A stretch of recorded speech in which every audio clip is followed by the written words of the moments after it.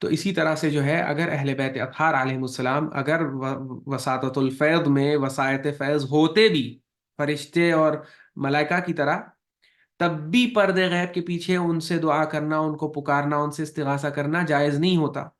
لیکن آپ کو جو پکارنا ہے اور جو استغاثہ کرنا ہے وہ بالکل ویسے ہی کرنا ہے جیسے رسول نے اور اہل بیت نے اور صحابہ نے جنگ بدر سے پہلے کیا تھا، کہ استستغیثون ربکم، آپ کے استغاثہ کا مرکز ذات الہی ہوگا۔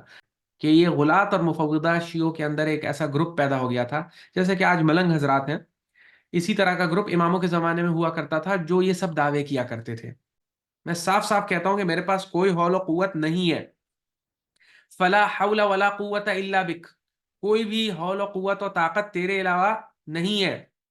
اللہم انی ابرأ الیک من الذین ادعوا لنا ما لیس لنا بحق، پروردگار ہم برات کرتے ہیں تیری بارگاہ میں،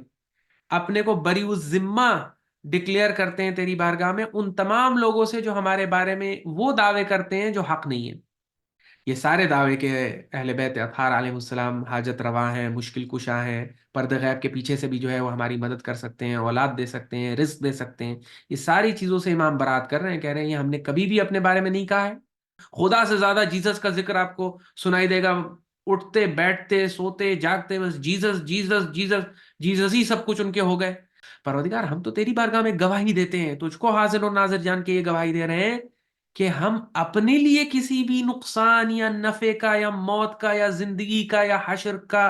کی کوئی طاقت یا اختیار یا قوت نہیں رکھتے۔ اب دیکھیے منہ سے تو بہت ہی کم حضرات ہوں گے ایسے جو کہتے ہیں کہ امام جو ہے وہ ارباب ہے یا رب ہے، لیکن صفات تو سارے وہی دے رہے ہیں نا۔ جب آپ رزق بھی انہی سے مانگ رہے ہیں،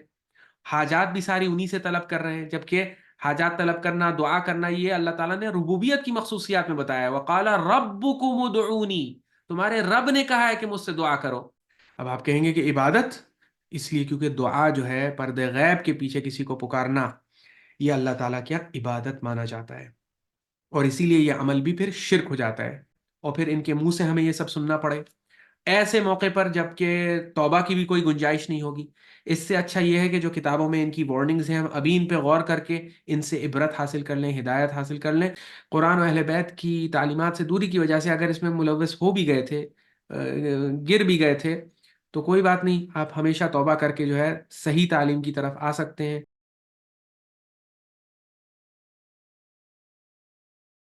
اعوذ باللہ السمیع العلیم من الشیطان اللعین الرجیم، بسم اللہ الرحمن الرحیم، الحمد للہ رب العالمین وبہ نستعین وهو خیر ناصر ومعین، والصلاة والسلام على سیدنا ونبینا محمد وآلہ الطیبین الطاہرین واصحابہ الغر المیامین والتابعین ومن تبعهم بإحسان الى یوم الدین۔ اما بعد، عزیزان محترم، السلام علیکم جمیعا ورحمۃ اللہ وبرکاتہ۔ ہماری پچھلی بار جو گفتگو ہو رہی تھی مسئلہ توحید و شرک پر اور استغاثے کے مسئلے کے اوپر، اس میں ہم کچھ شکوک و شبہات اور کچھ مغالطے جو بہت ہی عام ہو گئے ہیں ان کے ازالے کی کوشش کر رہے تھے قرآن اور احادیث اہل بیت علیہ السلام کی روشنی میں۔ اور ہم نے اس میں یہ عرض کیا تھا کہ بہت سے لوگ استغاثہ کو اور غیر اللہ سے دعا کو، طلب حاجات کو جسٹیفائی کرنے کے لیے، چاہے وہ فرشتوں سے ہو یا انبیاء سے ہو یا ائمہ سے ہو یا اولیاء سے ہو، اس کو جسٹیفائی کرنے کے لیے یہ آرگیومنٹ لے کے آتے ہیں کہ اللہ تعالیٰ نے جو ہے وساطت الفیض کا ایک نظام بنایا ہے، اور کائنات میں جتنے بھی فیوضات، رزق، بارش، جو بھی چیزیں ہیں سب کے اس نے سلسلے بنا رکھے ہیں، اسباب اور مسببات کے، علل اور معلولات کے، اور اس میں جو ہے الگ الگ کڑیاں ہیں۔ اور یہ تصور کرنا کہ اہل بیت بھی اس فیوضات ربانیہ، جو رزق یا بارش یا اولاد یا دنیاوی جتنی بھی نعمتیں ہیں، اس کی جو مسبب سلسلے ہیں یا جو اسباب کے جو سلسلے ہیں، اس میں اہل بیت علیہ السلام کو بھی ایک کڑی قرار دے دینا یا مان لینا، اس میں کوئی شرک نہیں ہے، کوئی افتراء نہیں ہے، کوئی غلط بات نہیں ہے۔ تو اس کے حوالے سے ہم یہ بیان کر رہے تھے کہ اکثر جو مثال دی جاتی ہے وہ ملائکہ کی، فرشتوں کی دی جاتی ہے، کہ جس طرح سے ملک الموت جو ہے وہ زندگی تو اللہ تعالیٰ دیتا ہے، موت بھی وہی دیتا ہے، لیکن وہ اس سلسلے کی ایک کڑی ہے۔ تو ہم نے اسی مثال سے اس کی رد کی تھی اور بتایا تھا کہ باوجود اس کے کہ ملک الموت قرآن میں بھی بتایا گیا ہے کہ وہ اس سلسلے کی ایک کڑی ہے، اس کے ایک مسبب ہیں، لیکن پھر بھی موت و زندگی کے جتنے بھی معاملات ہیں اس میں دعا تو ہم اللہ تعالیٰ ہی سے کرتے ہیں. ملک الموت کو تو کبھی نہیں پکارتے، کبھی بھی ان سے عمر کی درازگی کی دعا نہیں کرتے. تو اسی طرح سے جو ہے اگر اہل بیت اطہار علیہ السلام اگر وساطت الفیض میں وسائط فیض ہوتے بھی فرشتے اور ملائکہ کی طرح، تب بھی پردے غیب کے پیچھے ان سے دعا کرنا، ان کو پکارنا، ان سے استغاثہ کرنا جائز نہیں ہوتا. اور ہم نے مثال بھی دی تھی کہ جنگ بدر سے پہلے خود رسول اکرم صلی اللہ علیہ وآلہ وسلم نے اور اہل بیت موجود تھے، امام علی علیہ السلام موجود تھے، مہاجرین و انصار موجود تھے، مسلمان بڑے مشکل حال میں تھے. لیکن اس حال میں بھی قرآن نے جو ان کا استغاثہ، یعنی قرآن نے جو استغاثے کی مثال پیش کی ہے پردے غیب کے اس پار، تو اس میں کیا مثال دی کہ استستغیثون ربکم، یاد کرو جب تم نے اپنے رب سے استغاثہ کیا تھا، تو استغاثہ وہاں پہ بھی اللہ تعالیٰ سے کیا گیا تھا. اور اللہ تعالیٰ نے پھر فرشتے بھیجے، یعنی وہی کہ اس کے واسطے اور وسیلے تو لاتعداد ہیں، وہ جس کو بھی چاہے، جس کے بھی ذریعے آپ کی مدد کرے، لیکن آپ کو جو پکارنا ہے اور جو استغاثہ کرنا ہے وہ بالکل ویسے ہی کرنا ہے جیسے رسول نے اور اہل بیت نے اور صحابہ نے جنگ بدر سے پہلے کیا تھا کہ استستغیثون ربکم. آپ کے استغاثہ کا مرکز ذات الہی ہوگا، نہ کہ آپ ان فرشتوں کو بلائیں. رسول اکرم صلی اللہ علیہ وسلم نے کسی بھی جنگ سے پہلے فرشتوں سے استغاثہ نہیں کیا، بلکہ اللہ تعالیٰ سے استغاثہ کیا، جیسا کہ قرآن میں بتایا جا رہا ہے اور سکھایا جا رہا ہے. تو ہم نے یہ بتایا تھا کہ سب سے پہلے تو یہ مثال جو دی جاتی ہے یہ اس لیول پہ فیل ہو جاتی ہے کہ اگر ملک الموت سے آپ مثال دے رہے ہیں تو ملک الموت سے تو کوئی دعا مانگتا بھی نہیں ہے، جبکہ سب مانتے ہیں کہ روح وہی قبض کریں گے اللہ تعالیٰ کے حکم سے. تو اس لیے دعا نہیں مانگی جاتی ہے کیونکہ ان کے ہاتھ میں کوئی اختیار نہیں ہے. تو بس اللہ تعالیٰ اگر پردے غیب کے پیچھے کچھ ایسی ذوات یا کچھ ایسی ہستیوں کو کائنات کے امور میں جو ہے اگر کوئی کام دے بھی دیتا ہے تو اختیار نہیں دیتا ہے، ورنہ تو وہ خدا بن جائیں گے ایک طرح سے. تو اس وجہ سے ایک تو اختیار نہیں ہوتا ان کے پاس. سب سے پہلے تو اس لیول پہ یہ آرگومنٹ فیل ہوتا ہے. دوسری لیول جس پہ یہ آرگومنٹ فیل ہوتا ہے کہ ملک الموت سے اس لیے قیاس نہیں کیا جا سکتا کیونکہ ملک الموت کے لیے اللہ تعالیٰ نے جو ہے یہ باقاعدہ قرآن میں اس کی تصدیق کی ہے اور بتایا ہے کہ ملک الموت ہی مقرر کیے گئے ہیں آپ کی روح قبض کرنے کے لیے. لیکن جہاں تک رزق اور چیزوں کے معاملات ہیں اس میں جہاں تک انبیاء اور اولیاء اور اہل بیت علیہ السلام کا تعلق ہے تو وہ تو خود نفی کر رہے ہیں. انہوں نے تو خود، ہم نے روایات پیش کی تھیں جس میں انہوں نے اس بات کی نفی کی ہے. روایات کیونکہ بہت سی ہیں اور داون وقت میں گنجائش ہمیشہ ہوتی ہی ہے، اس لیے ہم چاہ رہے تھے کہ زیادہ سے زیادہ اہم اہل بیت علیہ السلام کے اقوال لوگوں کے کانوں تک پہنچے. یہ سب احادیث اکثر ممبر سے نہیں بیان کی جاتی ہیں اور پیش نہیں کی جاتی یہ سب حقائق اور مطالب، لیکن ایسا نہیں ہے کہ یہ موجود نہیں ہے کتابوں میں. آپ دیکھیے ایک روایت میں اور پیش کرنا چاہتا ہوں اس بیان میں، یہ کتاب الاعتقادات میں شیخ صدوق کی ہے جس میں انہوں نے شیعہ عقیدے پہ بحث کی ہے، گفتگو کی ہے اور اس کو بیان کرنے کی کوشش کی ہے. تو اس میں جو ہے اگر آپ صفحہ نمبر 99 پہ اگر آپ آ جائیں تو یہاں آپ دیکھیں گے کہ انہوں نے جو ہے روایت پیش کی ہے. دیکھیے فرماتے ہیں وَكَانَ الرِّضَى علیہ السلام يَقُولُ فِي دُعَائِهِ. یہ بھی ایک بہت اہم روایت ہے. امام الرضا علیہ السلام جو ہے جب ان کو یہ خبر ملی، دیکھیے یہ انہوں نے باب رکھا تھا غلات اور مفوضہ پہ کہ یہ غلات اور مفوضہ شیعوں کے اندر ایک ایسا گروپ پیدا ہو گیا تھا جیسے کہ آج ملنگ حضرات ہیں، اسی طرح کا گروپ اماموں کے زمانے میں ہوا کرتا تھا جو یہ سب دعوے کیا کرتے تھے کہ اللہ تعالیٰ نے جو ہے یہ سب اختیارات اپنی مرضی سے اور اپنی مشیت کے تحت اماموں کو دے رکھے ہیں کہ وہی اللہ تعالیٰ کی اجازت سے پیدا بھی کر سکتے ہیں. تو مطلب اگر آپ کو اولاد چاہیے ہے تو وہ آپ کے لیے اولاد پیدا کر کے آپ کو دے سکتے ہیں، رزق چاہیے تو رزق بھی اس کو بانٹنا اور تقسیم کرنا یہ بھی ان کا وظیفہ ہے اور ان کا کام ہے جو ان کو اللہ تعالیٰ کی طرف سے ملا ہے. پچھلی بار جو ہے ہم نے آپ کو یاد ہوگا کہ زرارہ کی روایت پیش کی تھی جس میں انہوں نے یہ جو تفویض کا عقیدہ جس نے سب سے پہلی بار شروع کیا تھا، عبداللہ ابن سبا کی اولاد اور نسل سے ایک آدمی تھا جس نے تفویض کا عقیدہ شروع کیا تھا. پھر امام نے پوچھا تھا کہ یہ تفویض سے کیا مراد نکال رہا ہے. ان کا وہ یہ کہہ رہا ہے کہ اللہ تعالیٰ نے رسول اکرم صلی اللہ علیہ وآلہ وسلم کو، امام علی علیہ السلام کو پیدا کیا، پھر سارے امور کائنات کے ان کو تفویض کر دیے، تو اب اللہ تعالیٰ کی اجازت سے اور اس کی مشیت کے تحت یہی دو پیدا کرتے ہیں، یہی رزق عطا کرتے ہیں، یہی زندگی دیتے ہیں، یہی موت دیتے ہیں. تو اس پہ امام نے کہا تھا کذب عدو اللہ، جھوٹا ہے یہ، جب اس کے پاس واپس جانا تو یہ سورہ رعد کی آیت پڑھ دینا جو اللہ تعالیٰ نے کفار و مشرکین مکہ کے خلاف نازل کی تھی، وہ امام نے اس پر اپلائی کی۔ تو اس چیپٹر میں یہ ساری بحثیں موجود ہیں۔ اسی چیپٹر میں جو ہے امام رضا علیہ السلام کی یہ دعا شیخ صدوق پیش کرتے ہیں کہ جب امام رضا علیہ السلام کو اس گروہ کے وجود کی خبر ملی کہ یہ غلاۃ اور مفوضہ ہیں، یہ آپ کے بارے میں، یہ غالی حضرات یہ دعویٰ کرتے ہیں کہ آپ کو یہ سب طاقتیں اور اختیارات اللہ تعالیٰ کی طرف سے ملے ہوئے ہیں، اور آپ اس میں جو ہے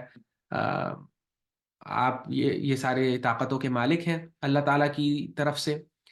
تو امام نے پھر یہ اس کو اپنی دعا بنا لیا، اپنی دعا میں یہ پڑھا کرتے تھے امام رضا علیہ السلام، ان سے برات کرتے تھے۔ دیکھیے کیا فرماتے ہیں مولا امام رضا علیہ السلام، فرماتے ہیں اللہم انی ابرأ الیک من الحول والقوہ، پروردگار میں تیری بارگاہ میں یہ ڈکلیریشن دیتا ہوں، میں اس بات کا اعلان کرتا ہوں کہ میں تمام حول و قوت سے، یعنی ہر طاقت اور قوت سے جو میری طرف منسوب کی جا رہی ہے ان لوگوں کی جانب سے، میں اس سے برات کرتا ہوں، میں ہاتھ دھوتا ہوں، میں صاف صاف کہتا ہوں کہ میرے پاس کوئی حول و قوت نہیں ہے۔ فلا حول ولا قوت الا بک، کوئی بھی حول و قوت و طاقت تیرے علاوہ نہیں ہے۔ اللہم انی ابرأ الیک من الذین ادعوا لنا ما لیس لنا بحق، پروردگار ہم برات کرتے ہیں تیری بارگاہ میں، اپنے کو بری الذمہ ڈکلیئر کرتے ہیں تیری بارگاہ میں ان تمام لوگوں سے جو ہمارے بارے میں وہ دعوے کرتے ہیں جو حق نہیں ہے۔ اللہم انی ابرأ الیک من الذین قالوا فینا ما لم نقلہ فی انفسنا، پروردگار ہم برات کرتے ہیں تیری بارگاہ میں ان تمام لوگوں سے جو ہمارے بارے میں وہ باتیں کہا کرتے ہیں اور وہ دعوے کیا کرتے ہیں جو ہم خود اپنے بارے میں نہیں کہتے اور خود اپنے بارے میں نہیں مانتے۔ یہ سارے دعوے کہ اہل بیت اطہار علیہ السلام حاجت روا ہیں، مشکل کشا ہیں، پردہ غیب کے پیچھے سے بھی جو ہے وہ ہماری مدد کر سکتے ہیں، اولاد دے سکتے ہیں، رزق دے سکتے ہیں، یہ ساری چیزوں سے امام برات کر رہے ہیں، کہہ رہے ہیں یہ ہم نے کبھی بھی اپنے بارے میں نہیں کہا ہے اور ہم نے کبھی بھی دعویٰ نہیں کیا ہے، اور جو بھی یہ دعویٰ ہمارے بارے میں کرے گا اور یہ غلط عقیدہ ہمارے بارے میں رکھے گا، ہم اس سے دنیائی میں برات کر رہے ہیں، آخرت میں تو کریں گے ہی کریں گے، دنیا میں بھی بتا کے جا رہے ہیں کہ ہمارا ایسے شخص سے کوئی بھی تعلق نہیں ہوگا، ایسا شخص ہمارا شیعہ نہیں ہے، ہمارا ماننے والا نہیں قرار پائے گا ہمارے نزدیک۔ اس کے بعد فرماتے ہیں اللہم لک الخلق ومنک الامر، پروردگار خلق کرنے والی ذات تو تیری ذات ہے، ومنک الامر سارے کائنات کے امور تو ہی چلا رہا ہے، وإیاک نعبد، پروردگار ہم عبادت سے صرف تجھی کو مخصوص کرتے ہیں، بالخصوص صرف تیری عبادت کرتے ہیں، وإیاک نستعین، صرف اور صرف تجھی سے جو ہے پردے غیب کے پیچھے سے صرف اور صرف تجھ سے مدد طلب کرتے ہیں۔ اللہم انت خالقنا وخالق آبائنا الاولین وآبائنا الآخرین، پروردگار تو ہی ہمارا خالق ہے اور تو ہمارے آباء اولین کا اور آباء آخرین کا، ہمارے آباء و اجداد، تمام آباء و اجداد کا خالق تو ہے۔ اللہم لا تلیق الربوبیت الا بک، پروردگار ربوبیت کے جو اوصاف اور صفات ہیں کسی پر نہیں جچتے مگر تیرے علاوہ ربوبیت کسی کو زیب نہیں دیتی۔ ربوبیت سے مقصد یعنی اللہ تعالیٰ جب ہم کہتے ہیں رب یعنی پالنے والا، ربوبیت پالنے والی جو اللہ تعالیٰ کی صفات ہے نا، کہ وہی مارتا ہے، وہی زندہ کرتا ہے، وہی اولاد دیتا ہے، وہی رزق دیتا ہے، وہی بارش برساتا ہے، پورے کائنات کا رب ہے، یعنی کائنات کا پالنے والا۔ تو پروردگار یہ جو ربوبیت کی صفات ہم کو دے رہے ہیں، ہم تو خود تیری بارگاہ میں ڈکلیئر کر رہے ہیں کہ ربوبیت تیرے علاوہ کسی پر نہیں جچتی۔ ولا تصلح الالہیت الا لک، الوہیت جو ہے یہ تو کسی کے شایان شان نہیں ہے تیرے علاوہ۔ فلعن النصارى الذين صغروا عظمتك، پروردگار ہم تو نصارہ کے خلاف دعا کرتے ہیں کہ پروردگار تو ان کو اپنی رحمت سے دور کر دے کہ انہوں نے تیری عظمت کو کم کیا۔ نصارہ نے کیا غلطی کی کہ حضرت عیسیٰ علیہ السلام کے بارے میں انہوں نے ان کے حق میں غلو کرنا شروع کر دیا، ان کے بارے میں محبتی میں آ کے بڑے بڑے غلو آمیز دعوے کرنے شروع کر دیے کہ وہ نعوذ باللہ خدا کے بیٹے ہیں، یا عقید تثلیث لے آئے، یا یہ کہ وہ ہمارے گناہوں کے لیے سولی پہ چڑھائے گئے تھے اور ہمارے سارے گناہ بخشوا دیے۔ سارا جو غلو ہے اس کے لیے امام ان پر بھی جو ہے لعنت بھیجتے ہیں اور کہتے ہیں پروردگار ان کو اپنی رحمت سے دور فرما کہ انہوں نے تیری عظمت کو کم کرنے کی کوشش کی ہے۔ وَلْعَنِ الْمُضَاهِينَ لِقَوْلِهِمْ مِنْ بَرِيَّتِكَ، کو پروردگار ان نصارہ کی جو عمل میں یا قول میں یا عقیدے میں جو بھی نقل کرے تیرے مخلوقات میں، ان سب پہ بھی تو لعنت بھیج اور ان سب کو اپنی رحمت سے دور فرما۔ یعنی ان کا وہ ایک طرح سے اشارہ غلاۃ اور مفوضہ کی طرف ہے کہ یہ کرسچنز کو کاپی کر رہے ہیں. جیسے کہ کرسچنز نے جو ہے حضرت عیسیٰ علیہ السلام کو پورا اپنا مرکز بنا لیا ہے، ہر چیز میں جیسس جیسس جیسس جیسس، خدا سے زیادہ جیسس کا ذکر آپ کو سنائی دے گا. اٹھتے بیٹھتے سوتے جاگتے بس جیسس جیسس جیسس، جیسس ہی سب کچھ ان کے ہو گئے، حضرت عیسیٰ ہی سب کچھ ہو گئے. تو حضرت عیسیٰ علیہ السلام کہہ رہے ہیں کہ حضرت امام رضا علیہ السلام کہہ رہے ہیں کہ پروردگار جن لوگوں نے اس طرح کا غلو کیا ہے ان پر، اور تیری عظمت کو اس طرح سے کم کرنے کی کوشش کی ہے، ان پر لعنت بھیج، اور جو جو ان کی نقل کرے آنے والے دنوں میں، جو جو ان کے راستے پر چلے ان سب پہ اپنی لعنت بھیج اور ان کو اپنی رحمت سے دور فرما. اس کے بعد پھر فرماتے ہیں، یہ صفحہ نمبر 100 پہ ہے، اللہم انا عبیدک و ابناء عبیدک، پروردگار ہم تو تیرے بندے ہیں اور تیرے بندوں کے بیٹے ہیں. لا نملک لانفسنا ضرا ولا نفعا ولا موتا ولا حیاتا ولا نشورا، پروردگار ہم تو تیری بارگاہ میں گواہی دیتے ہیں، تجھ کو حاضر اور ناظر جان کے یہ گواہی دے رہے ہیں کہ ہم اپنے لیے کسی بھی نقصان یا نفع کا یا موت کا یا زندگی کا یا حشر کا کی کوئی طاقت یا اختیار یا قوت نہیں رکھتے. ہمارے ہاتھ میں کوئی بھی اختیار، کوئی بھی نفع نقصان، کوئی بھی موت و حیات نہیں ہے. یہ تو ہم خود تیری بارگاہ میں ڈکلیئر کرتے ہیں کہ اپنے لیے ہمیں یہ اختیار حاصل نہیں ہے، دوسروں کے لیے تو بہت دور کی بات ہو گئی. اور دیکھیے یہ سب جو باتیں امام کہہ رہے ہیں، ایک ایک بات آپ قرآن سے میچ کر سکتے ہیں. قرآن میں یہی چیز ہو بہو سورہ جن اٹھا کے آپ پڑھیے تو یہی چیز رسول خدا صلی اللہ علیہ وآلہ وسلم سے اللہ تعالیٰ نے حکم دیا ہے کہ آپ کفار و مشرکین کے سامنے بالکل واضح کر دیجئے، قل انی لا املک لکم ضرا ولا رشدا، میں کوئی بھی نقصان، کوئی بھی ہدایت تک کبھی میں مالک نہیں ہوں، میں تو بس پیغام تم تک پہنچا سکتا ہوں. اس سے جس کو فائدہ اٹھانا ہوگا، جس کو اللہ تعالیٰ کو ہدایت دینی ہوگی وہ ہدایت پا جائے گا، نہیں دینی ہوگی وہ گمراہی میں رہے گا. اسی طرح سے سورہ اعراف میں قل لا املک لنفسی نفعا ولا ضرا الا ما شاء اللہ، میں تو اپنے نفس کے لیے کسی نفع اور ضرر کا مالک نہیں ہوں سوائے جو اللہ تعالیٰ چاہتا ہے، اس کی مرضی اور اس کی مشیت میری زندگی میں ہوتی رہتی ہے. تو وہی چیز امام رضا علیہ السلام فرما رہے ہیں. پھر کہہ رہے ہیں اللہم من زعم اننا ارباب فنحن الیک منہ براء، پروردگار جو بھی ہمارے لیے یہ دعویٰ کرے کہ ہم ارباب ہیں، ارباب رب کی جمع ہوتی ہے. اب دیکھیے منہ سے تو بہت ہی کم حضرات ہوں گے ایسے جو کہتے ہیں کہ امام جو ہے وہ ارباب ہے یا رب ہے، لیکن صفات تو سارے وہی دے رہے ہیں نا. جب آپ رزق بھی انہی سے مانگ رہے ہیں، حاجات بھی ساری انہی سے طلب کر رہے ہیں، جبکہ حاجات طلب کرنا، دعا کرنا، یہ اللہ تعالیٰ نے ربوبیت کی مخصوصیات میں بتایا ہے. وقال ربکم ادعونی، تمہارے رب نے کہا ہے کہ مجھ سے دعا کرو. تو مطلب دعا رب سے کی جاتی ہے. اب آپ دعا کسی اور سے کرنے لگے، حاجات پردے غیب کے پیچھے کسی اور سے طلب کرنے لگے، تو آپ بھی اس کو ارباب میں شمار کر رہے ہیں. اب منہ سے آپ کہیں نہ کہیں اس سے فرق نہیں پڑتا، عمل تو اسی بات کی گواہی دے رہا ہے. تو امام کہہ رہے ہیں اللہم من زعم اننا ارباب فنحن الیک منہ براء، پروردگار جو بھی ہمارے لیے یہ دعویٰ کرے کہ ہم ارباب ہیں، یعنی ہم پالنے والی ذاتیں ہیں، ہم رزق دیتے ہیں، ہم اولاد دیتے ہیں، ہم یہ سب کرتے ہیں.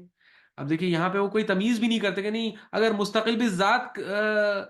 بنا کے جو ہے ربوبیت کا دعویٰ کر رہے ہیں تو پروردگار تب ہم برات کرتے ہیں، لیکن اگر یہ کہہ رہے ہیں کہ تو نے ہم کو یہ سب اختیارات دیے ہیں تو ہم برات نہیں کرتے، ایسا کچھ نہیں. امام کے یہاں یہ کوئی ڈسٹنکشن ہے ہی نہیں. کہتے تم جس عنوان سے بھی یہ دعویٰ ہمارے بارے میں کرو گے یہ جھوٹ ہوگا، کیونکہ اللہ تعالیٰ نے ہمیں کام دیا ہی نہیں ہے. تو اللہم من زعم اننا ارباب فنحن الیک منہ براء، جو بھی ہمارے لیے یہ دعویٰ کرے کہ ہم کائنات میں اللہ تعالیٰ کی مخلوقات کو پال رہے ہیں،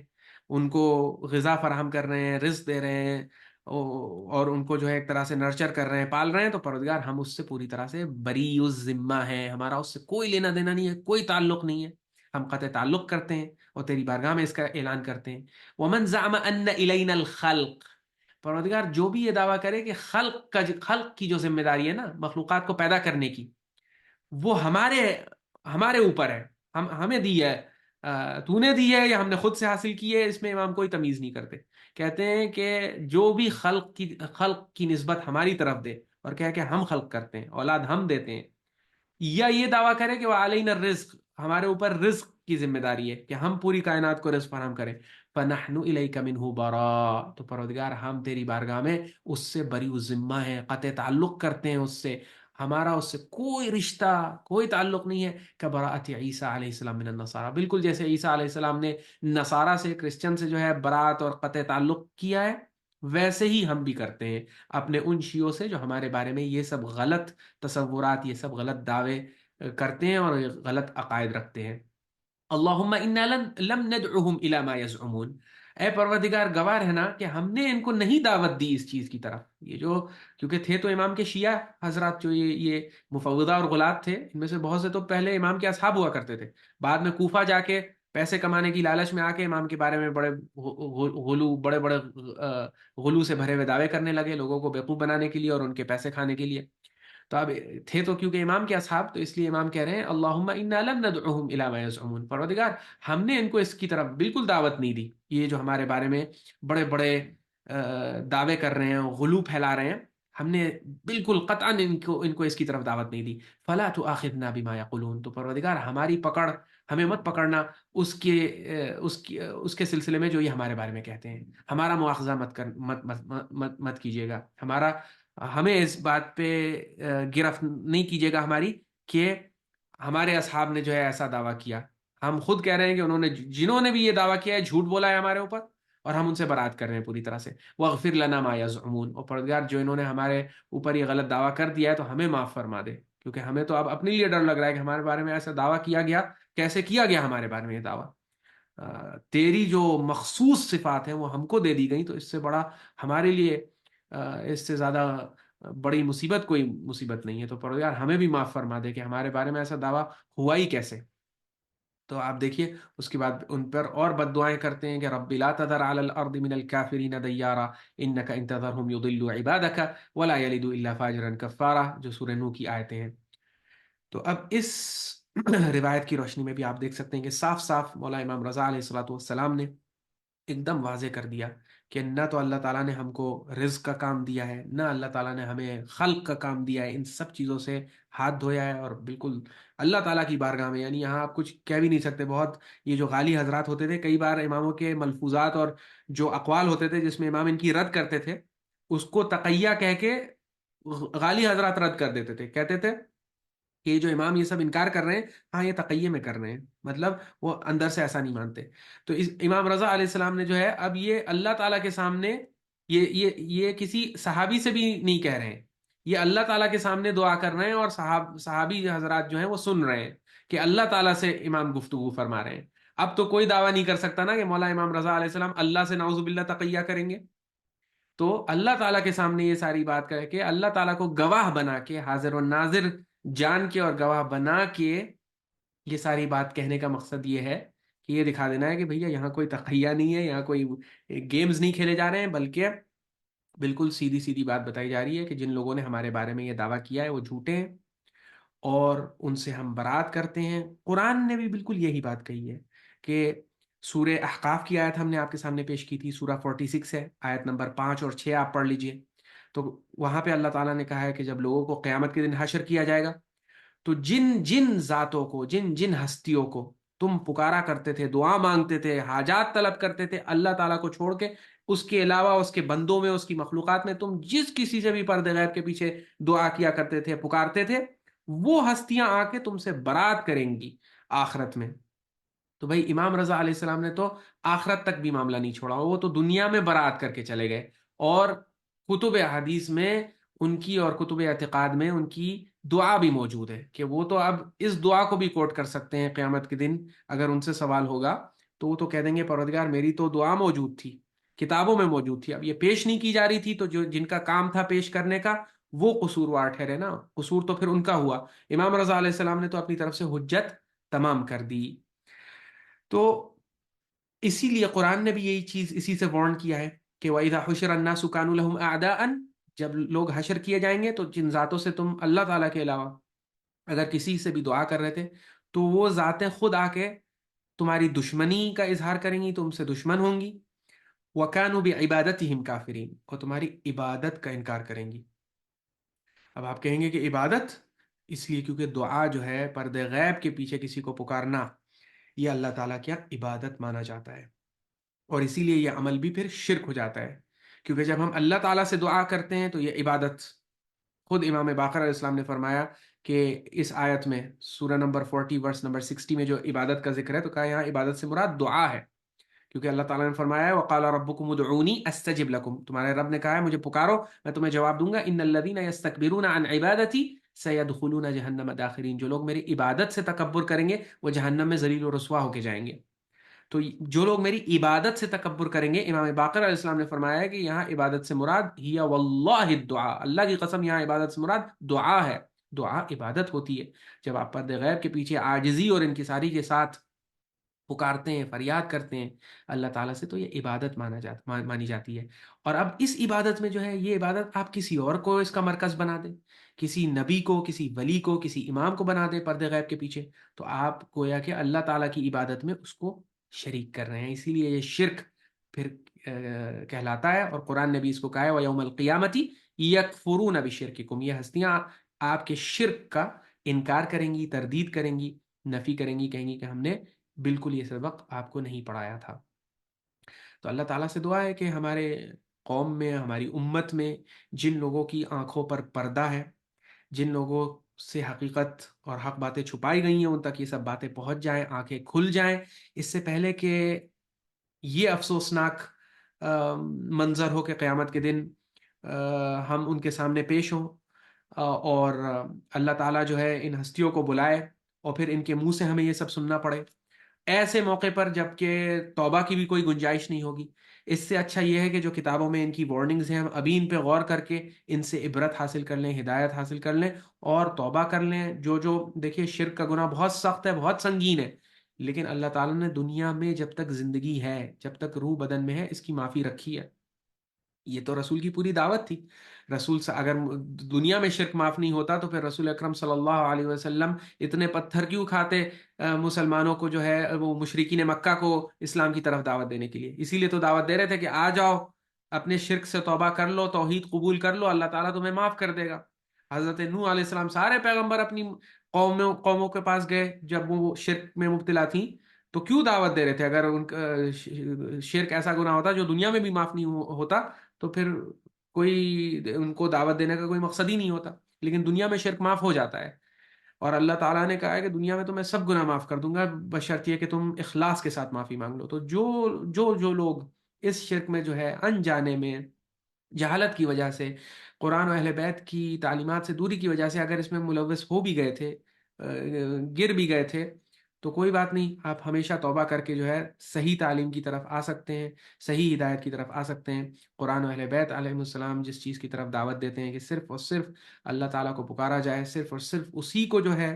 تمام کائنات کا جو ہے مالک مانا جائے، اور واسطے اور وسائل اور ذرائع اس کے چاہے کتنے بھی ہوں، ہمارا صرف تعلق اللہ تعالیٰ سے ہے ان تکوینی امور میں جو ہے. اور ہاں، اہل بیت اطہار علیہ السلام یا انبیاء اور اولیاء، ان سب کو جو ہے ہم سلسلے ہدایت اور نظام ہدایت کی تو کڑی ضرور مان سکتے ہیں، اور وسیلے ہدایت اور وسیلے نجات تو ضرور مان سکتے ہیں، اس میں تو کوئی قباحت نہیں ہے. لیکن جو اللہ تعالیٰ کے کائنات کو چلانے کے جو سلسلے ہیں، اس کی کڑی ہم نہیں مان سکتے، کیونکہ انہوں نے خود اس چیز کی نفی کی ہے. خلق میں، رزق میں، موت و حیات اور زندگی دینے میں،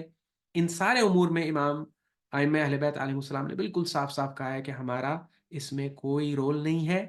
ہمارا رول صرف یہ ہے کہ تم آ کے ہم سے سیکھو، دین سیکھو، سنت سیکھو، قرآن کے جو معارف ہیں وہ ہم سے آ کر سیکھو. اس کے لیے ہم موجود ہیں، اور اسی کے حوالے سے ہمیں وسیلے ہدایت اور وسیلے نجات مانا جا سکتا ہے. لیکن اس کے علاوہ کسی سلسلے کی تم ہمیں کڑی بنا دو، جبکہ نہ تو اللہ تعالیٰ نے ہم کو بنایا ہے، نہ قرآن میں کوئی ایسی اشارہ کیا ہے، اور ہم نے خود اس کی نفی کی ہے اور اللہ کی بارگاہ میں برات کی ہے، تو پھر یہ تو اپنے کو قیامت میں اور آخرت میں جو ہے ہلاکت کے گھاٹ اتارنے کا کام ہوگا. اللہ تعالیٰ سے دعا ہے کہ ہم سب لوگوں کو ہدایت پر قائم رکھے اور ہدایت عطا فرمائے، اور اپنے حبیب محمد مصطفیٰ صلی اللہ علیہ وآلہ وسلم کی راستے پہ اور اہل بیت علیہ السلام کے راستے پہ چلنے کی ہم سب کو توفیق عطا فرمائے. وآخر دعوانا ان الحمد للہ رب العالمین. السلام علیکم جمیعا ورحمۃ اللہ وبرکاتہ.